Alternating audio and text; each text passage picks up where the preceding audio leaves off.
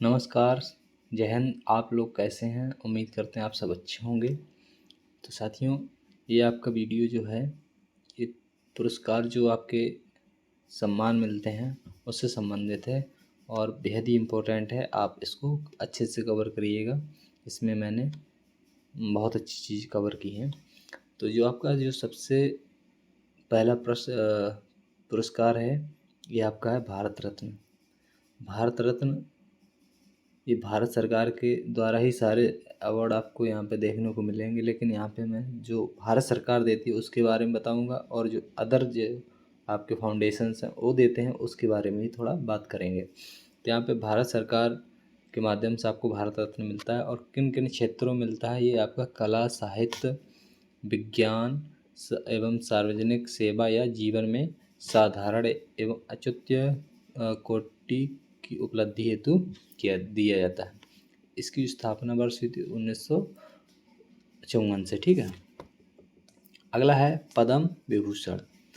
इसको भी आपको भारत सरकार देती है। ये सरकारी कर्मचारियों की गई सेवा सहित किसी भी क्षेत्र में असाधारण एवं उत्कृष्ट सेवा हेतु दिया जाता है और ये आपका 1954 से स्टार्ट हुआ था। तो ये आपका सरकारी लोगों को मिलता है। अब बात करते हैं पद्म भूषण की। तो पद्म भूषण आपका ये भी भारत सरकार के द्वारा दिया जाता है। ये भी आपके सरकारी कर्मचारियों के द्वारा जो आपका सेवा दी जाती है उसके लिए दिया जाता है। ये आपका 1954 से स्टार्ट हुआ। पद्मश्री ये भी आपको भारत सरकार के माध्यम से दिया जाता है। ये भी सरकारी कर्मचारियों को दी गई सेवा के क्षेत्र में दिया जाता है 1954। तो ये जो चार शुरू के चार पुरस्कार हैं साथियों, ये बहुत ही इम्पोर्टेंट हैं। ये आपका राष्ट्रपति जी के द्वारा आपको दिया जाता है और ये सारे के सारे 1954 से स्टार्ट किए गए थे। ठीक है। तो भारत रत्न सबसे आपका बड़ा हो गया। उसके बाद आपका पद्म विभूषण हो गया, पद्म भूषण, फिर पद्म श्री। अब इसको याद कैसे करेंगे? तो भारत रत्न तो ये सबसे अच्छा है ही है। उसके बाद पद्म विभूषण में 4 अक्षर हैं, भूषण में 3 अक्षर हैं, श्री में 1 अक्षर है। ठीक। तो इसी तरीके से लाइन से आप इसको याद कर सकते हैं। आगे चलते हैं।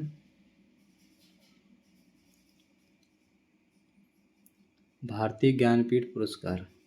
ठीक है। भारतीय ज्ञानपीठ पुरस्कार के बारे में जानते हैं, क्या होता है, कब स्टार्ट हुआ था ये। तो भारतीय ज्ञानपीठ पुरस्कार आपका देश की मान्यता प्राप्त किसी भी भारतीय भाषा में आपको दिया जाता है साहित्यकार के रूप में। ठीक है। और यहाँ पे आपका जो शुरुआत हुई थी 1965 से इसकी स्टार्टिंग हुई और इसमें 11 लाख की राशि आपको दी जाती है। बात करते हैं मूर्ति देवी पुरस्कार की। तो मूर्ति देवी पुरस्कार ये आपका भारतीय ज्ञानपीठ में ही काउंट किया जाता है और इसमें भारतीय जीवन के शाश्वत मूल्यों को उभारने के लिए आपका भारतीय भाषा या अंग्रेजी में रचित साहित्य पर दिया जाता है। आगे इसकी शुरुआत 1983 से हुई थी और 1 लाख रुपए आपको दिया जाता है। ठीक है। साहित्य अकादमी पुरस्कार आपका साहित्य अकादमी के माध्यम से दिया जाता है।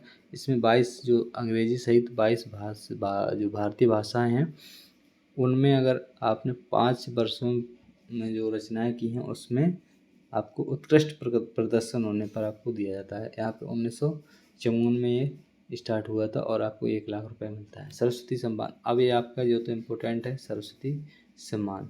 तो के बिरला फाउंडेशन के माध्यम से आपको दिया जाता है और ये 8वीं अनुसूची में जो हमारी भाषाएं शामिल हैं उनमें से 10 वर्ष में प्रकाशित उत्कृष्ट साहित्य कृति पर आपको दिया जाता है। 10 सालों में जो भी कोई व्यक्ति ऐसा होता है जो बहुत ही अच्छा परफॉर्म करता है उसको आपको मिलता है। ये 1991 से स्टार्ट हुआ है और इसमें 15 लाख की राशि दी जाती है। वाचस्पति पुरस्कार आपका के बिरला फाउंडेशन से दिया जाता है। इसमें भी जो है तो आपका संस्कृत साहित्य में जो विशिष्ट योगदान होता है उसके माध्यम से आपको मिलता है और इसमें आपको 15 लाख राशि दी जाती है। ये सारे अब जितने भी नीचे आएंगे आपको सारे सबके सब 1991 में स्टार्ट हुए हैं और सब के बिरला फाउंडेशन के माध्यम से दिए जाते, चाहे वो वाचस्पति पुरस्कार हो, शंकर पुरस्कार हो, व्यास सम्मान हो या आपका बिहारी पुरस्कार सम्मान हो। ये आपके सारे सम्मान आपको के बिरला फाउंडेशन के माध्यम से साहित्य के उसमें दिए जाते हैं। ठीक है। ये आपको याद रखना है। इधर पे आपको 4 याद रखना है और ये आपको ये 4 याद रखना है। एक सरस्वती सम्मान, आपका वाचस्पति, शंकर, व्यास और बिहारी। ठीक, ये काफ़ी आपका पूछा जाता है भारतीय ज्ञानपीठ, ये तो बहुत इंपॉर्टेंट है। किस क्षेत्र में दिया जाता है, तो आपको साहित्य क्षेत्र में आपका, और 1965 से लागू हुआ था। बाकी आप ये वीडियो जितना ज़्यादा हो सके शेयर करें। जय हिंद, जय भारत।